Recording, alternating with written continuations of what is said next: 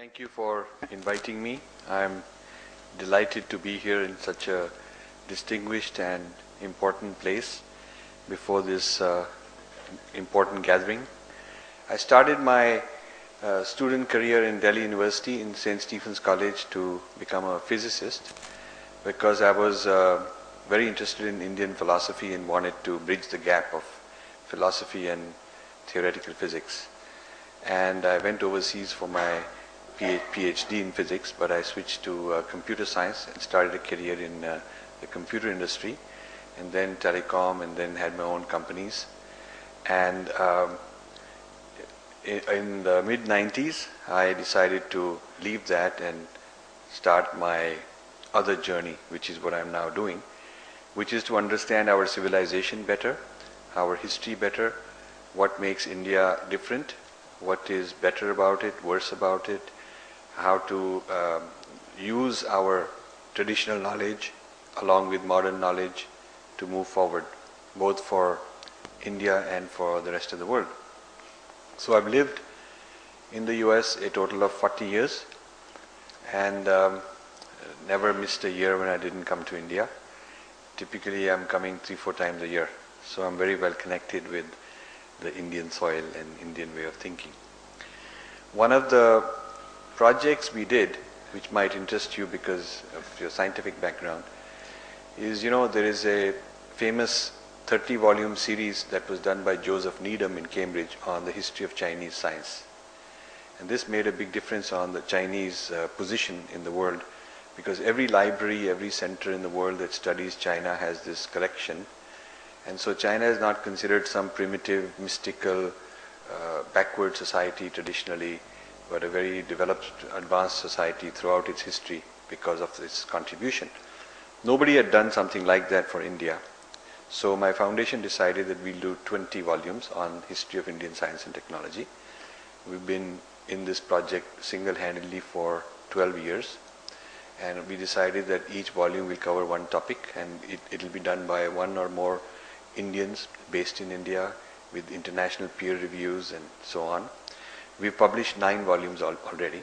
These are available, and they cover things like history of Indian metallurgy, water harvesting, the Harappan and Indus Valley civilization, ancient science, ancient technology, and we will be doing things like textiles and medicine and agriculture, mathematics, astronomy, all these things. And to prevent quackery or chauvinism, which can spoil the reputation of scientific work, we only include what is verifiable with empirical evidence. So for instance, if someone says there were nuclear bombs in Mahabharata, we want them to show us a crater with radioactivity. And until they can show us a crater with radioactivity, it does not satisfy the empirical evidence. I'm sure all of you being nuclear scientists, you know that it would not be possible to have had nuclear bombs with no trace of radioactivity. So that is a test. Now if you meet that test, within that test you can find fantastic things about steel which did not rust and which has a few microns coating of phosphorus or something interesting. So the issue is, how did they do this, what seems like nanotechnology in those days, how did they do this?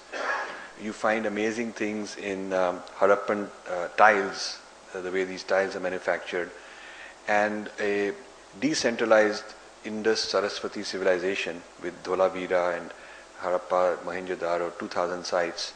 Many paradoxes about how things were done, which makes it more interesting. And then weights, the standard weights, which are binary, the ratio is 1, 2, 4, 8, like that, weights. And the way the streets and lanes and the water is managed and all that is exceedingly sophisticated. How the economic history of India until 1750 was very advanced. More than 24% of the GDP of India, of the world, was in India, and about a similar number in China. And over a 100-year period from 1750 onwards, India's GDP declined, manufacturing output declined, and that's when the West became very industrialized. So we're interested in studying these kind of things to counteract the view that India's spiritual, background and advancement and mysticism made Indians otherworldly and not capable of solving practical problems and materialistic problems, because Indians actually have been doing both.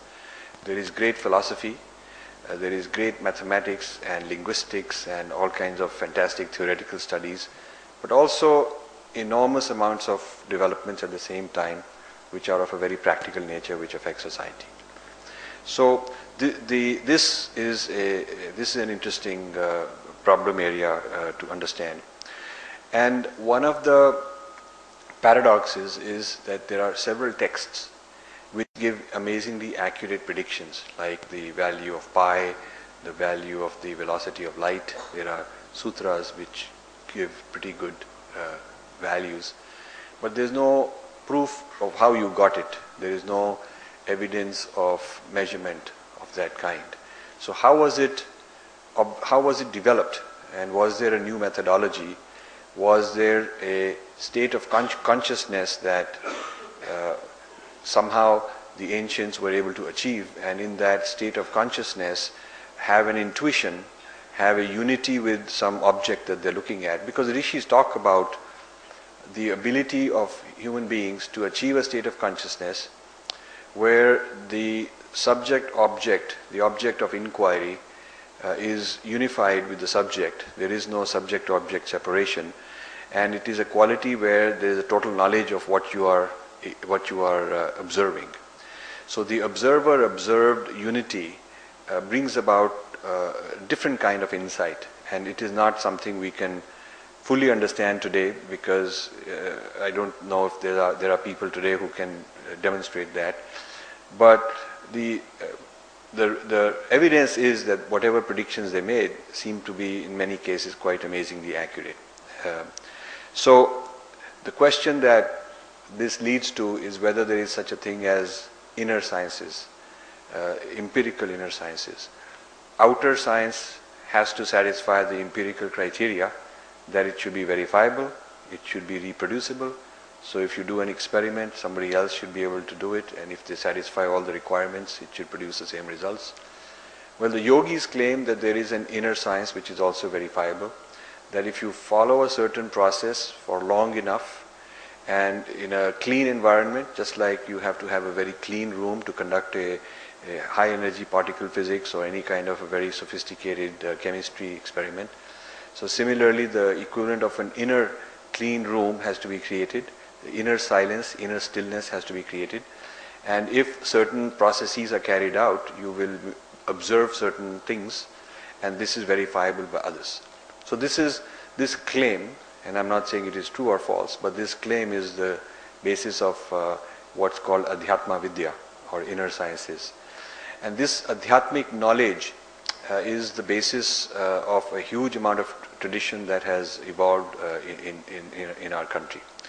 Now, this is the basis of higher truth in Indian tradition, contrasted with the traditions of the West, which rely on history of a prophetic lineage. Some prophets come, historically unique, historically exclusive, prophetic lineage. So the only way you can know the truth is to believe in their history, because you cannot ever have that experience yourself. The difference in the case of Indian claim is that you can have that same experience yourself, even if it is very rare, even if it is very difficult. But there's always, in every period, in every century or so, there are always one or two great exemplars who replicate that experience. And so that same knowledge gets refreshed and retransmitted for the new generation. So we are less reliant on history of the discovery, because we can empirically reproduce it ourselves. So this is a very interesting distinction between Indian traditions and Western traditions, where in the Western traditions it is theoretically non-reproducible, and there are good logical arguments why it is simply impossible to reproduce what was one-of-a-kind event, whereas in the Indian tradition it is always possible to reproduce any accomplishment or any claim of a higher exalted experience that somebody had. So this methodology being a scientific claim, has nurtured a tradition of inquiry, free thinking, debate, argumentation, proving somebody wrong and replacing it with something better of your own, without any fight. Like in Europe, there's been a big fight between science and religion. So when scientists come up with something new, then the religion is threatened because they are closed, and this new thing is outside their jurisdiction and it is not possible. So there's a fight, and this fight has actually never been resolved. And in this book I explain that the West is a composite, a synthesis, an artificial synthesis of the Judeo-Christian Hebraic tradition on one side, which is based on revelation, and the Hellenistic Greek tradition of reasoning, logic on the other side. These have been artificially put together, and they are not part of one philosophical worldview.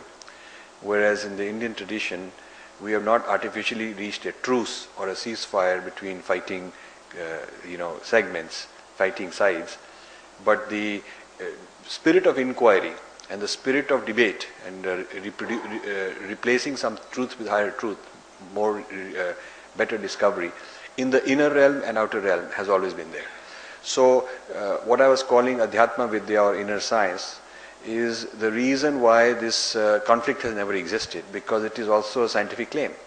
The Rishi claims I've done a certain practice and I would receive something, I've achieved something. And another Rishi comes along and he has to reproduce it, replicate it. And sometimes people come and have a different theory. So this pursuit of higher knowledge as a kind of empirical pursuit has kept has prevented a problem from the science versus religion type of conflict as has inflicted the West in a major way. Now, what I concluded after living in the US for 40 years is that there is a thing I'm calling Western universalism. So the subtitle of this book is "An Indian Challenge to Western Universalism." Western universalism I refer to as the West's claim that its experiences are universal, its history is universal. Every society will go through the same stages the West went through. So they went through this stage of old tradition, modernity, post-modernity, so they want to know. So when they look at Indian history, they try to come up with these demarcations. And unfortunately, Indian historians have bought it. Indian historians are talking about medieval period, pre-medieval period, ancient period, modern period. But our society did not require a conflict and a contradiction to bring about change, and did not require a fight with the past, because the past was never closed. The past is open, and so can keep evolving. So we can be traditional and modern and post-modern at the same time. So this demarcation, this approach to Western thinking need not be universal. And the West's philosophies which have emerged from this Western historical experience have been projected as universal. So the question is, are there alternatives to Western universalism? And in this book, I'm discussing some philosophical Indian challenges. And one of them is I challenge the Western universalism claim of unique historical, non-reproducible human experiences that are the only recourse to higher truth. And this belief of theirs is what leads to a very powerful institution, church or some kind of institution, that you become dependent on them because they know the knowledge of that history and you don't.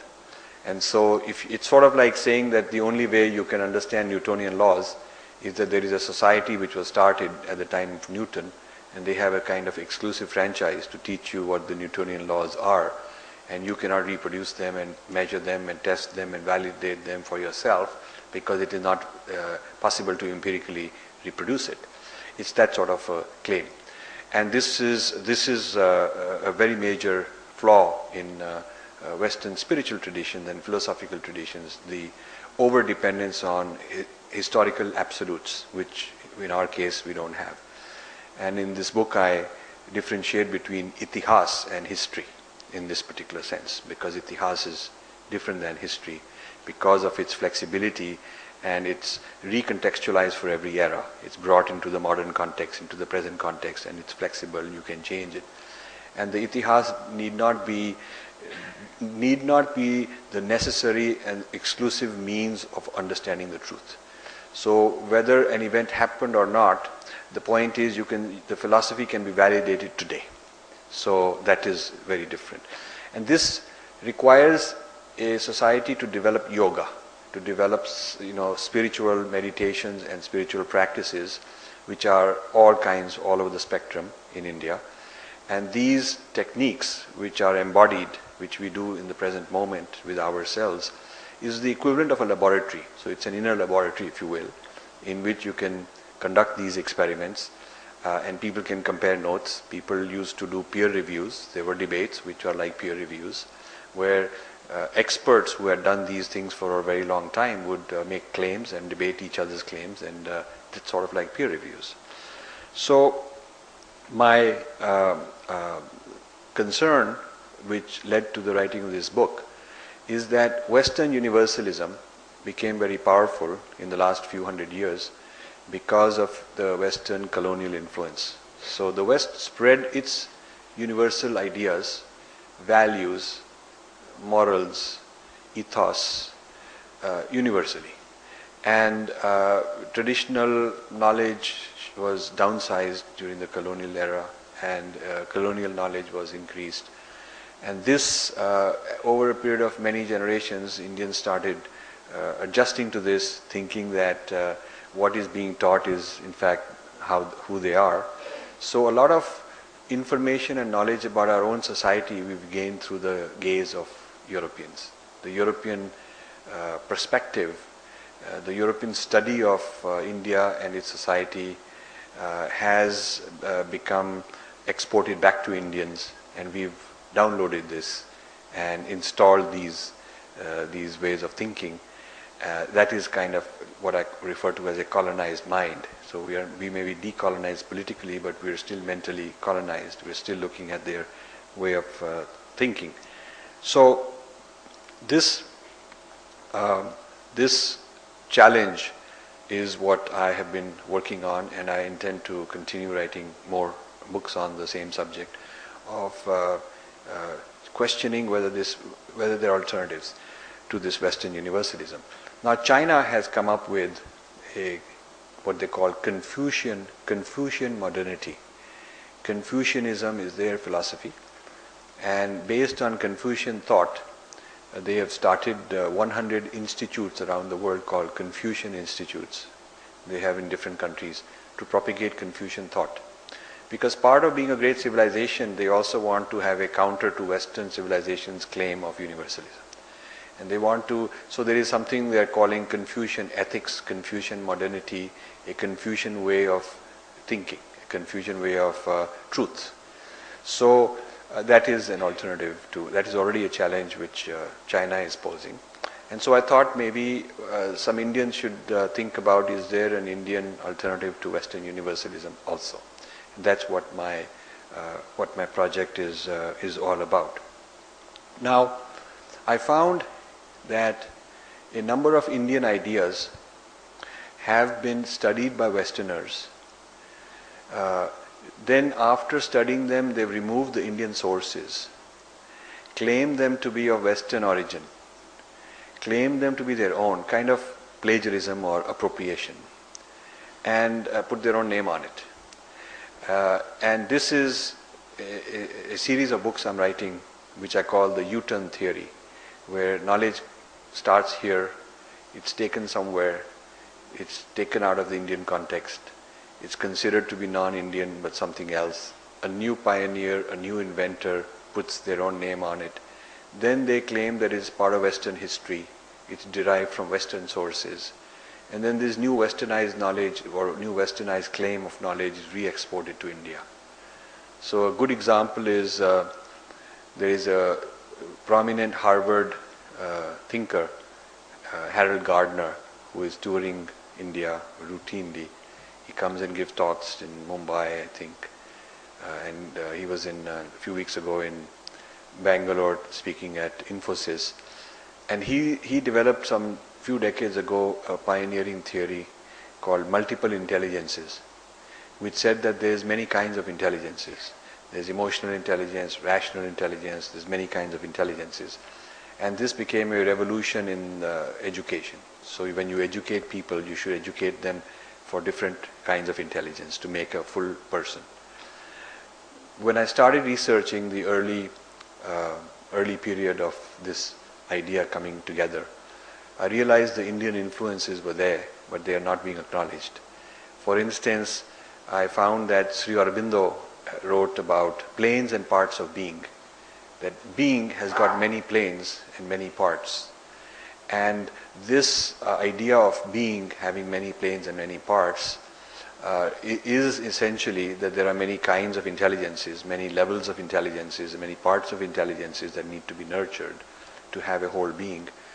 And also in the Nat Shastra, there is many rasas. Each rasa is a certain quality that you cultivate. So what Harold Gardner is calling multiple intelligences is a kind of a diluted version, simplified version of, with a lot of new jargon, but of something which is very traditionally found in our country. This is very interesting.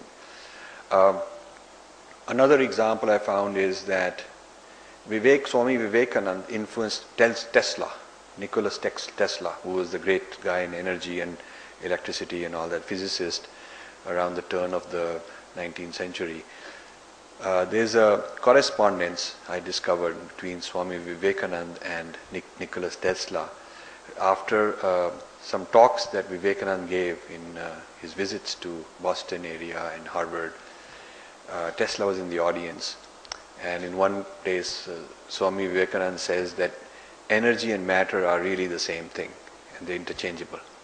And Tesla does not agree with that, because at that time the physics of matter is well defined and the physics of energy is separate.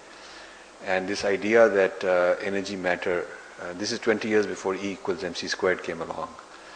So there's a correspondence between them in which Swami Vivekananda keeps insisting, and Tesla is very curious about this interesting possibility but not quite sure of it. So there are influences of this sort which you will not find mentioned when they teach the history of ideas. They don't talk about this when they talk about the history of ideas. There's many other instances, like today, one of the things that is at the cutting edge of neuroscience in the West is a lot of research is being done on yogis who are very advanced yogis who can achieve a lot of higher states of consciousness and special things they can do, and Tibetan meditators. So a lot of functional MRI scans are being done to correlate what they are doing and what it does to the brain, and new kinds of neuroscience theories are being formulated. But the inventors are always the Westerners who made the observation and not the Indian who's able to produce the effect. I mean, that's like somebody runs a 100-meter dash very fast and the gold medal goes to the guy with the stopwatch who measured it, that sort of thing. So the person who's measuring the yogi writes a paper, puts it out and says and he gives it a very special new effect, he calls it, names it somewhere, and it's considered some new kind of a scientific discovery. So I have seen how Herb Benson in Harvard studied transcendental meditation, Maharishi Mahesh Yogi's transcendental meditation in the 60s and 70s, and created and patented and trademarked his own technique called relaxation response. He just changed the name. And he's a big shot at Harvard, started a multi-million-dollar R&D thing, got a lot of grants from the federal government to do biological and neurological research on it. I've looked at the research by Stephen LaBerge in Stanford, a prominent neuroscientist, cognitive scientist, who has come up with a term, lucid dreaming. But when I talk to him privately, he acknowledges that he learned it from a guru, and the Indian technique is called Yoga Nidra. So he learned Yoga Nidra, gave it a different name, and he has institutes in Austria, in Vienna, in 5-6 other places in the world, and he's become a big shot. And by the way, the US Army uses Yoga Nidra training for combat soldiers in Iraq, because they realize that to de-traumatize them, they need some, it's better than any drugs, it's better than any other mental technique that they tried. They tried many techniques and they found this Yoga Nidra to be the most effective technique. So one Mr. Miller, I think is his name, in the US, got the contract to go and conduct training. So these are some of the examples of appropriations and misappropriations of knowledge that has originated, which I would consider to be Indian approaches to science, neurological science especially, cognitive science, yoga, psychology. Certainly in the life sciences, today a lot of these ideas are being taken to the West, classified as Western origin. So the question is there something which Indian scientists can do differently? Can Indian scientists map? Can Indian scientists recover, rediscover? Is there a renaissance possible where we can do science differently? Where we can, right now the science as we have learnt is sort of a Western model, and it is applicable. You can reproduce the effects in a nuclear reactor and it works the same way. But are there theories of, like quantum physics for instance? When quantum physics came out, Einstein had a problem with it. Einstein had a serious problem with the uncertainty, idea of uncertainty. And both Heisenberg and Schrodinger were very much influenced by Vedantin thought, by Upanishads. They quoted them. Schrodinger, in fact, had a copy of Upanishads and Gita, which he studied much of his life. And philosophically, they both said that this is the only system of philosophy that makes sense with quantum mechanics, because all the Western philosophies were reductionist and not able to make sense of this. So since life sciences have started in the West, started going towards the study, the neurological sciences going towards the study of higher states of consciousness, much of it inspired from Indian sources. And since the origins of quantum physics also had a lot to do with similar inspirations, the question is whether there is more than just this, whether the well is deeper, and whether this well needs to be explored in a deeper way. And that's my quest, and that's what I wish to bring to your attention. So this book, Being Different, discusses why preserving difference is important, because if you preserve difference, then you have alternate methods of discovery. I gave you examples already of the benefits of having a separate Indian tradition alive, because even the West is benefiting from using this methodology. And if you do not preserve the diversity, and everything gets digested and mapped and replaced as part of Western universalism, then there's only one methodology of thinking, and only one methodology of science and inquiry and philosophy and values and society. If you can keep this multifaceted approach, then perhaps there is more potential for new breakthroughs and new discoveries. I also found in this, mentioned in this book, attitudes towards chaos, or what the West considers chaos. West's idea of uncertainty, unpredictability is very uncomfortable. There's something wrong that has to be fixed, because truth should be certain. Yes, no.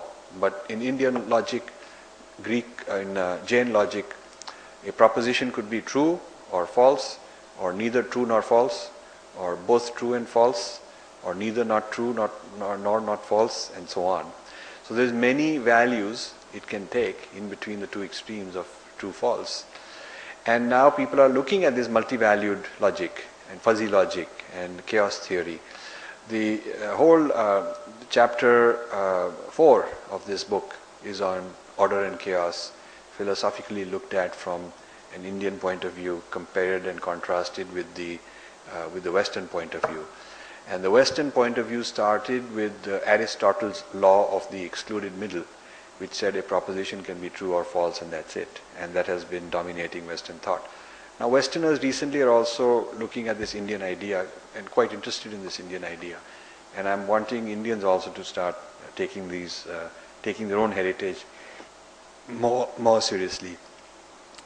And then finally, there's a big difference I'm pointing out in chapter 5 in the area of certain Sanskrit sounds, Sanskrit vibrations, which are non-translatable. Because there are certain words whose effect is not just a conceptual meaning. You know, like if you say apple and you say it in another language, it refers to some physical object, that's it. But there are certain words which are not referring to some physical object that you can point at, but referring to some experience. And a civilization which never had that experience does not have a word for it. So you cannot replace this word with something similar that they have, which may seem similar but is not going to be the same thing. It is going to be a distortion. So the discovery of Sanskrit non-translatables, things which are not translatable, which are unique. So you can only, like yoga is yoga. You cannot say it's exercise, you cannot say it's gymnastics, you cannot say it's prayer. So there are certain words of that kind, and I've identified about 20 and given you reasons why the common translations are not valid, and I think there's many more like that. The Sanskrit philosophy, like Bhartrhari's and Panini and before that, makes clear that the more significant than the intellectual meaning of a word is its vibrational effect. So a word, a certain sound has a certain vibrational effect. It is a, you know, it's sort of like if you have a certain vibration in a system, it's not what it means, but what is its physical effect there. So this same way a word's, how it sounds is unique, and it cannot be replaced by another sound, because another sound will be a different vibration, a different signature, and will have a different effect. So the Sanskrit philosophy is very clear that basic mantras, not all conventional words like, you know, apple kind of thing, but really basic foundational, what are called bij mantras, are non-translatable because they have a vibrational effect. So one of the areas of interest I have is to do some research, empirical research on what do these vibrations mean, or what do they produce, what is the effect of these vibrations, and people are doing this kind of research. So I will stop here, and basically I've given you a quick overview of my general areas of interest, a little bit about what I think is very distinct about Indian civilization's contributions, including to science, and the contribution in this book. And I'll be delighted to take questions. Thank you very much. Well, I just started reading your book a few days ago, and I must say I'm quite enjoying it. I have, although read just few pages. One reason could be that your thoughts resonate with my own, and many times I feel that you are expressing the things in different words, and sometimes words have been given to the thoughts for which I could never find words. So I'm really quite enjoying it. In fact, in the beginning, the things you mentioned, like your problem with the use of tolerance between different religions, and you say it should be mutual respect. I think that's an excellent way of putting the things, and I think that that's something which should be known to people, that it's not tolerance, it is mutual respect, which is quite important. And then you go on to talk about things like you don't like the use of, what if I got it right, idol, you know, which Westerners describe it, and you say image. Of course, here I have not really fully understood, like I didn't fully understand what you said in your lecture today, the difference between itihas and history. That's a different thing, of course. It may take some time for me to understand. There is another thing, like you mentioned, was it Shri Vivekananda, who talked about energy matter. Yes. Yeah. But the point is that, such things you can talk in one context, and like E equal to mc square is in a different context. Why I am saying this is for the following reason, that in fact some years ago I was giving a talk on, I'm basically a theoretical physicist. Good. I was giving a talk on what you mentioned about Einstein's difficulty with understanding the basic philosophy of quantum mechanics itself. So on the famous, of course you would know it, Einstein-Podolsky-Rosen paradox. Sure. After the talk, one of the professors, he came up to me and he said, Professor Puri, do you know, Ghalib said something about quantum mechanics. I said, I never knew it. And then he, said the following, and those lines I still remember, I heard them several years ago. Asle shuhudo shahido mashhud ek hai. I will explain it. Asle shuhudo shahido mashhud ek hai. Heran hu fir mushahida hai kis hisab mein.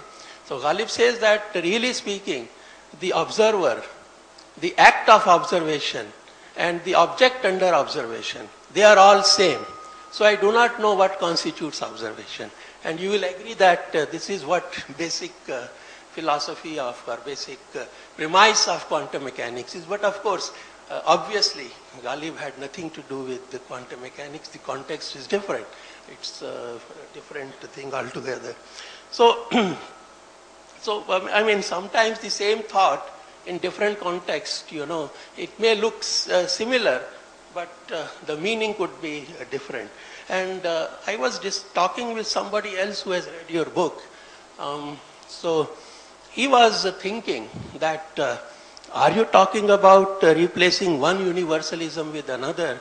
But my take on it was, as I understood from your first few pages, keeping in mind what you say about mutual respect, is that I don't think you are saying that. Of course, you are in best position to tell, in the sense that, are you advocating that Western universalism be replaced, very crudely speaking, by, let's say, Indian universalism? Are you saying that? I thought that you are not saying it. Okay, these are wonderful questions, and let me just write down the 3 points I got. I'll start with each of them. I think it's wonderful you read the book and you reminded me to talk about tolerance and mutual respect. So for the benefit of those who haven't, I've had a lot of experience in the West challenging some of their terms, and when you challenge a term, replace it with another term, you realize how deeply they are invested in one term and how reluctant they are to replace it with another term. I was at a conference, this has happened in many conferences, but at some interreligious conference where they were passing a resolution and all the leaders of different religions were there, and the resolution was drafted to say that we all tolerate each other. So I raised my hand and said, tolerance is actually quite insulting, because you wouldn't like your spouse to say that I tolerate you in the house, or your colleague in the office to say I tolerate you to sit next to me, or someone to invite you to dinner and say, I tolerate you to eat next to me. It shows that it's an insult. There's something wrong with you and I'll put up with you. That is what tolerance means. And tolerance, religious tolerance, has a peculiar history in Europe, when the different kingdoms had exclusive ideas, exclusive denominations of Christianity, and the others were banned. So it was illegal, criminal offense to belong to some other church. And so then they reach a truce, a treaty, which says, I'll tolerate your religion and you tolerate my religion. So it has its own peculiar history. So this is an example of taking Western universalism. Their idea of tolerance is a very big breakthrough in their history, because they had a problem we did not have. We didn't have that problem of exclusivity, where a king would say, I'll only allow citizens to have this particular faith or something like that. So the idea of tolerance to solve a problem was not needed. So I proposed in these different resolutions, all these years I've been saying, I scratch out tolerance and I say mutual respect. Now, mutual respect means I respect you. It's not that there's something wrong with you, I respect you. That doesn't mean that my tradition is better or yours is better. I respect you for having your tradition. It's mutual is very critical, because sometimes people say, would you respect Bin Laden or Hitler? And I always say that mutual respect. It means Bin Laden would be disqualified because he does not respect others. So if he were to respect others, he would no longer be Bin Laden, if he were to respect others. So my offer of mutual respect is not unilateral, unconditional respect. It is if he gives reciprocity, then only. Way, just to make an impression politically. But philosophically and theologically, they have a very difficult time accepting mutual respect, accepting legitimacy of other paths, when their own claim of exclusivity is a core requirement. It's a necessary condition for the validity of their tradition. Now, this went to there was a UN summit in the year 2000, a World Religious Summit under the UN, and they were drafting some resolutions. So I mentioned this, I had a brief discussion of this with the Hindu leader leading the Hindu delegation, and he said, yes, we will put in mutual respect. So the Vatican would not accept it, and he insisted we want mutual respect, and the Vatican said we want tolerance. So this business of tolerance versus mutual respect became a very big political scandal, and New York Times came out with a front page article that the summit might fail because of some language difficulty. They did not elaborate what it was. At the last minute, Vatican conceded.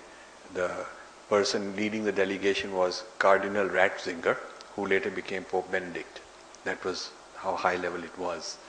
He conceded, and the resolution said mutual respect, and everybody signed it.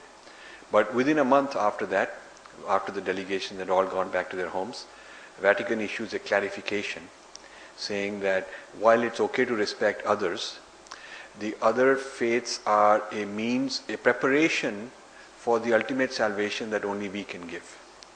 So it's like you're in the kindergarten, maybe you're in the 10th grade, but I'm in the PhD level.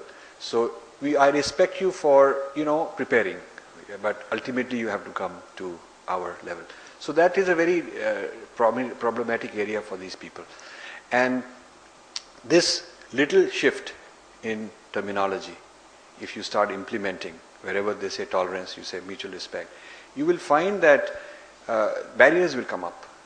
And once they understand what you are trying to say, what the difference really is. So I'm glad you raised that. The second point you made is very interesting, that there may be a poetic understanding of something. It's not the same as rigorous scientific discovery.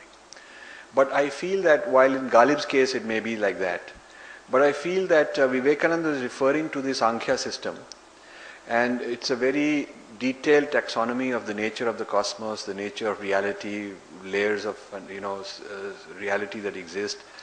And he was referring to that as the energy matter equivalence, that they are ultimately one entity that manifests in two different ways.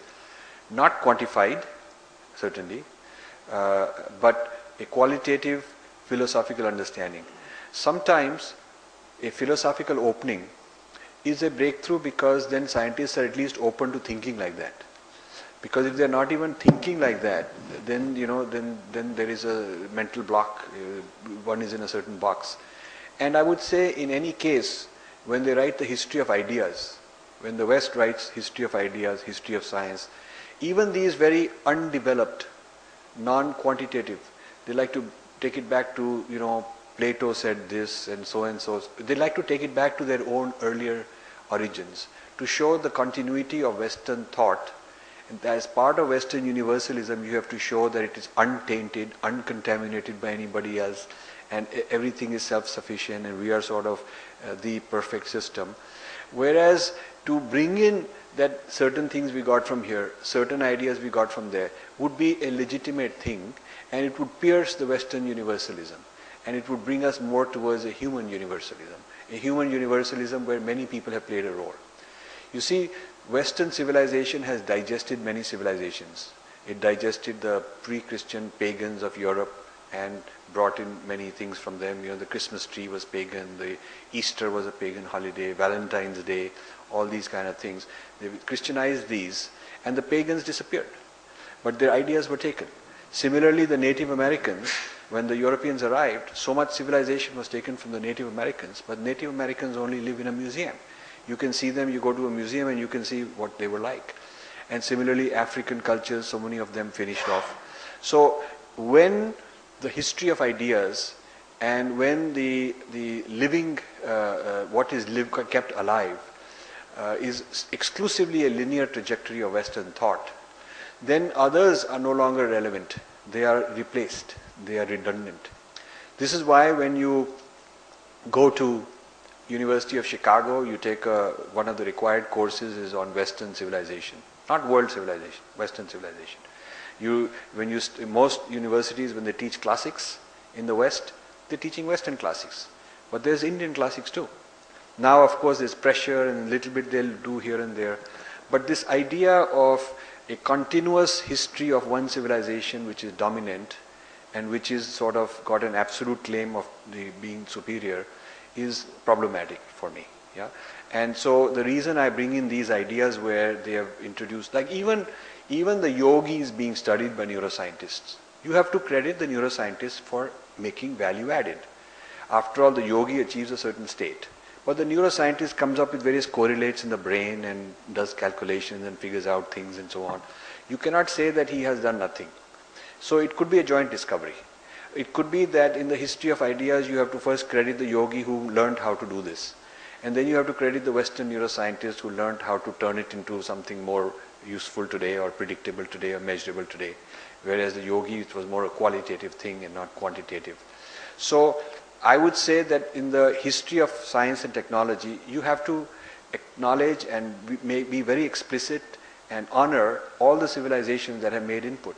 A huge amount of Western enlightenment, Western science came out of other places, like mathematics out of India. But very rarely you will find, some historians will know Indian origins of a lot of mathematics, infinite series, infinitesimal, these kind of things, long before the Westerners. And Bodhania, long before Pythagoras. We know these things. But what's taught to the common person, including what's taught in India, unfortunately, is a very Western-centric idea. That's a problem. Your final thing about is there an Indian universalism? I don't know if there is one universalism or if there is many ways of knowing the truth. And I certainly feel that the stage we are in is a monopoly claim of a single universalism. We need to break that monopoly and create multiple ways of knowing the truth. And what that will lead to, I can't predict. Will it lead to a kind of a combination which includes all of these, approaches, or will one dominate over others? I don't know. But that's what science is about, its openness. I don't think that brute force power of colonialism should be the arbiter of deciding that the universalism of this culture is the right one. So all I'm trying to do is decolonize the methodologies that we have inherited. Say, a response to Dr. Puri's question, you referred that in India we have not given due respect to the ancient knowledge which we had. Rather, it has been a Western thought which is mostly, say, we understand or we feel that it is say, whether it is science or whether it is chemistry or whether it is physics, that is the only truth. Can you just suggest what is the origin and when it really started from your experience, please? Well, I think it started 1,000 years ago because we had great viharas. I'm just sorry to interrupt you. Whether it has anything when the colonialism started in India, whether it has any origin to Lord Macaulay, who is really given. That is part of the answer. That is, I have to answer that. Sure, I understand.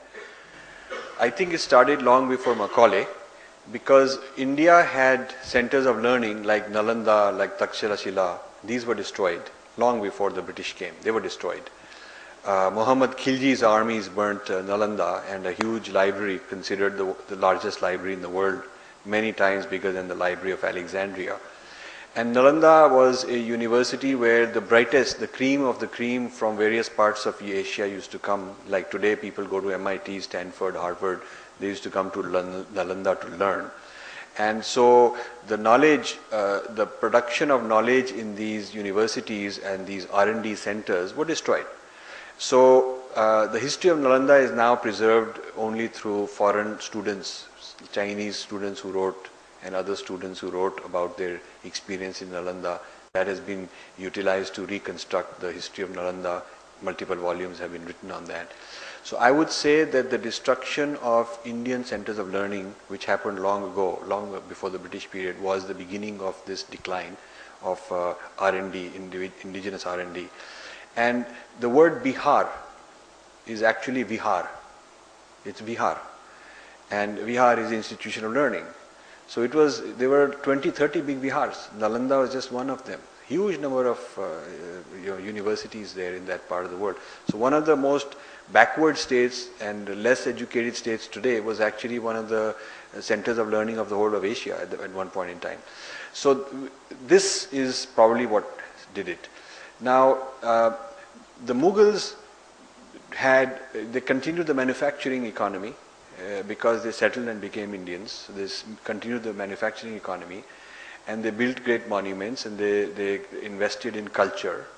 But I think in the science of inquiry, challenging the existing knowledge is part of the paradigm, and I'm not sure how tolerant they were of people basically challenging the nature of truth. I'm not sure how tolerant they were. And the British, of course, wanted to also milk the Indian manufacturing economy and at some kind of a huge up to 90% taxation rates they had, and then gradually de-industrialize India and migrate this textile and steel industry to Britain. So part of this was necessary to create a kind of a servant mentality, a dependent mentality, and therefore education had to be changed. And this is where Macaulay comes in to sort of remove the traditional knowledge of India, remove the pride in India, and introduce a new kind of a knowledge system. School, so the traditional Pathshala, very close relationship between student and teacher, replaced by something far away.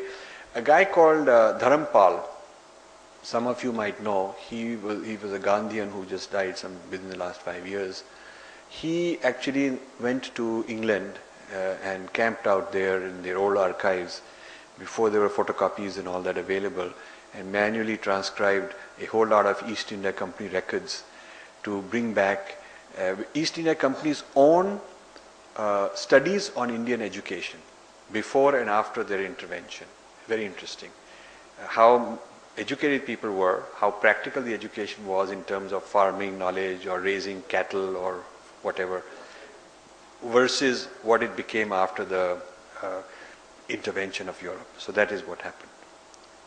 Superconscious and subconscious state of mind, and during that we get some thought process, which when we come to normal state of mind, awakened state, and we speak it out without realizing or no really materialistic proof of the things.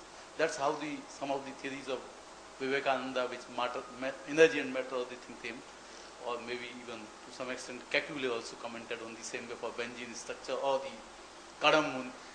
Is it, and you also mentioned of vibrations. As the technology has evolved over the period of time, we have been having the equipment and devices to detect the vibrations of different kinds.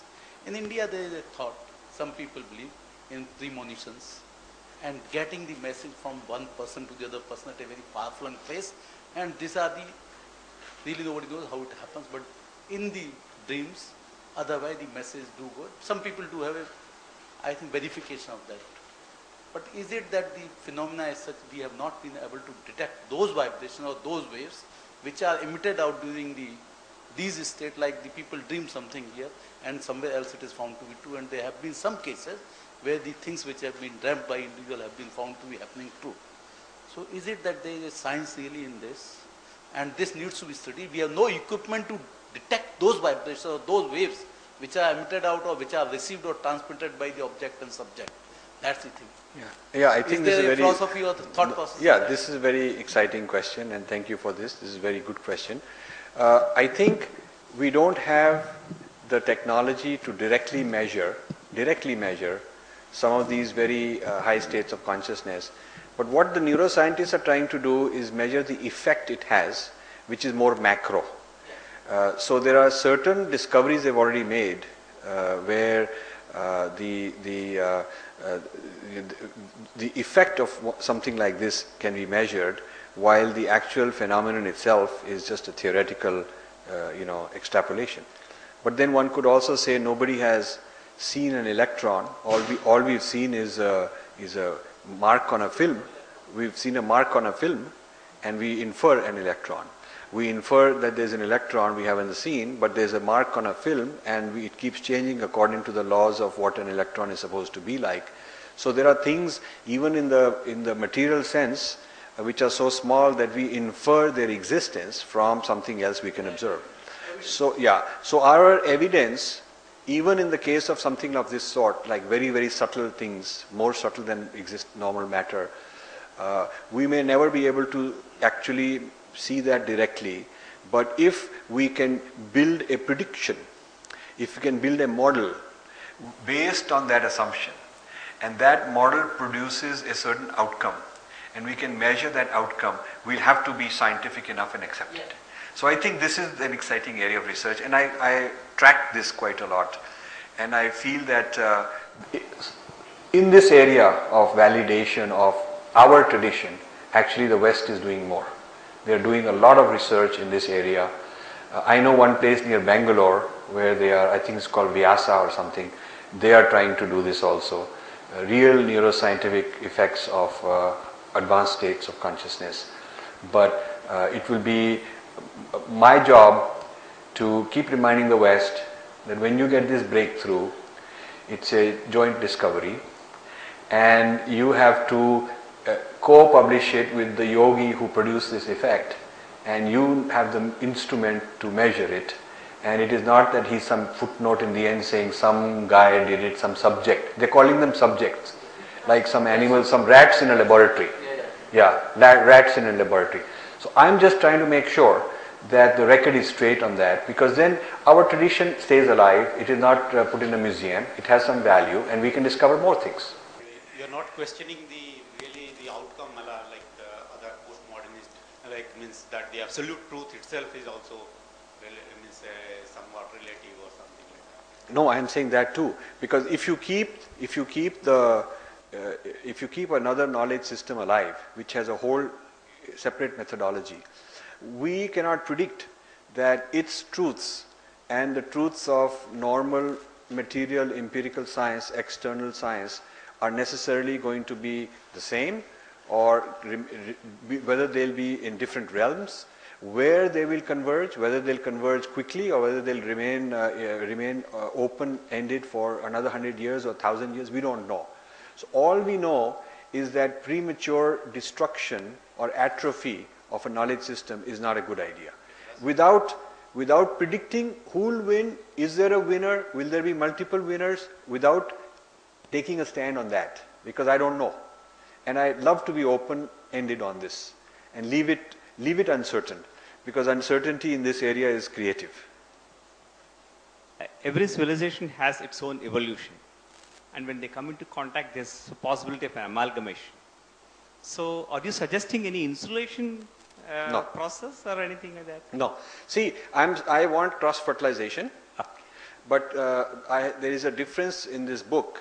There is a difference between cross-fertilization, which is good, and digestion.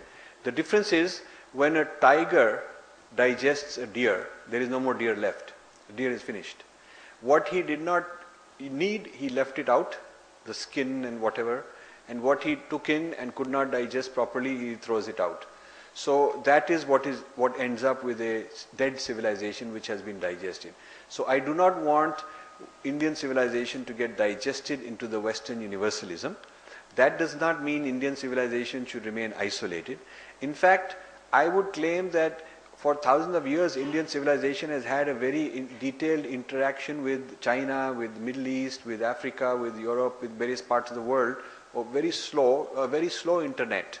People going by boat, or people going by the Silk Route, taking knowledge with them, some thinkers and philosophers coming back, some linguists going, some agriculture scientists coming back. So I think a collaboration among civilizations has existed always.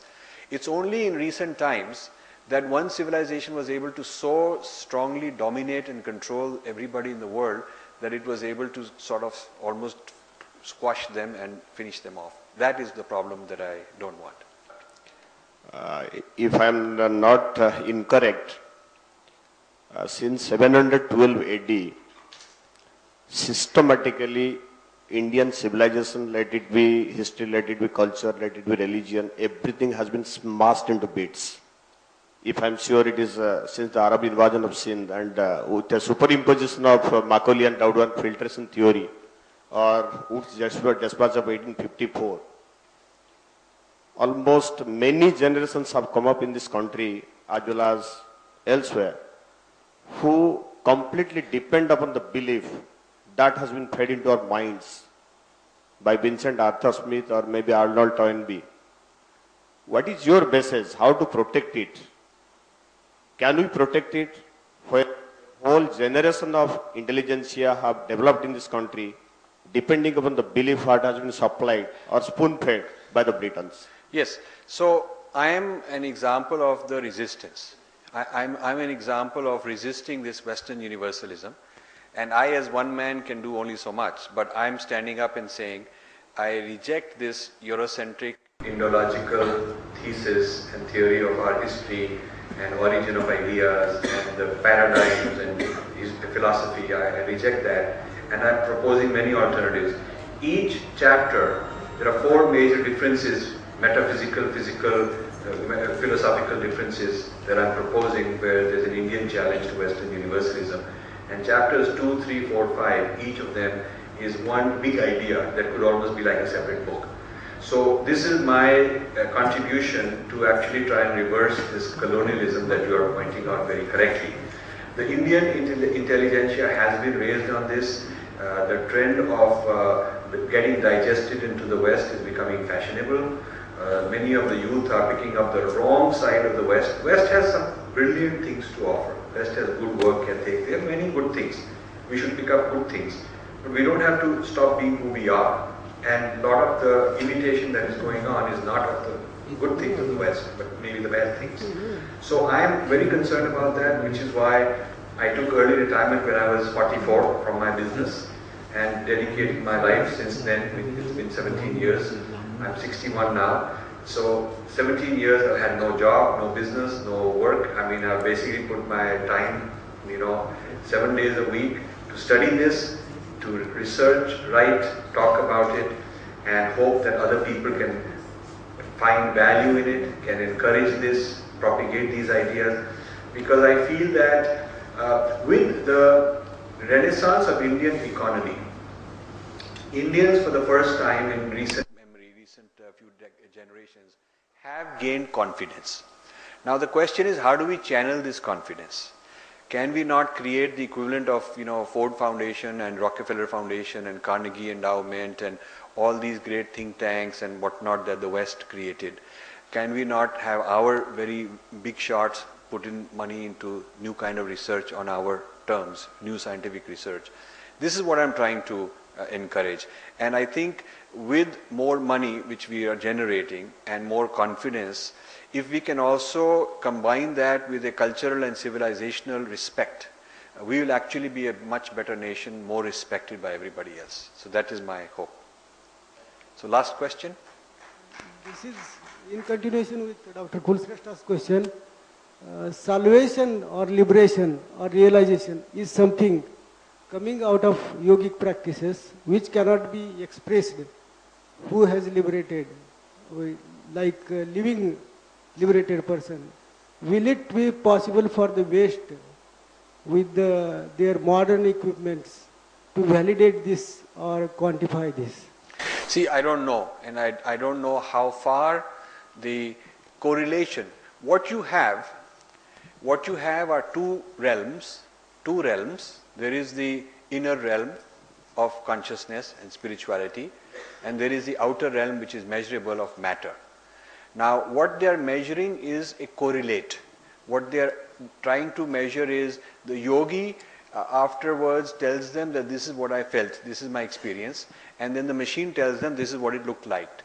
So they are trying to come up with correlates of the inner and outer, and how far this will go, how far the correlations can be detected, we don't know.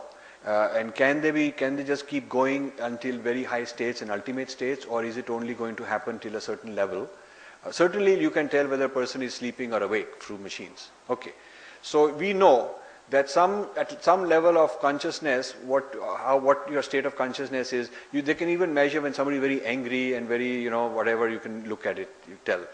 Now, how far can we go? How high a level of consciousness and clarity and stillness and non-dual consciousness can produce a correlate? We do not really know. So I think as scientists, we have to not sort of prejudge the outcome, because one of the things that makes us scientists is we are open to discovery. So the discovery should go on. However long it will take us, till whatever step it will take us, we should be doing it.